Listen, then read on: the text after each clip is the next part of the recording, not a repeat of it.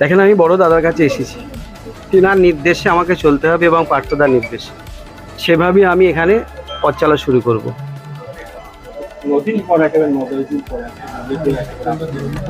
হ্যাঁ, আমি তো আসবো বলেছিলাম।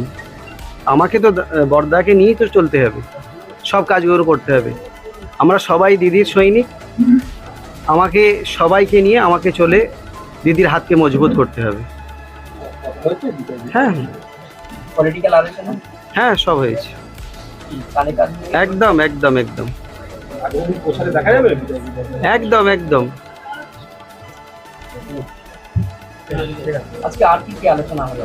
আলোচনা হয়েছে, আগামীকাল আমাদের কর্মী সম্মেলন আছে, কিভাবে আমাদের ভোটটা কিভাবে করতে হবে না করতে হবে। বড় ভাইজানকে নিয়ে ঘুরবো, আমরা সব জায়গায় যাব, ভোট চাই। কিভাবে দেখছে দেখেন।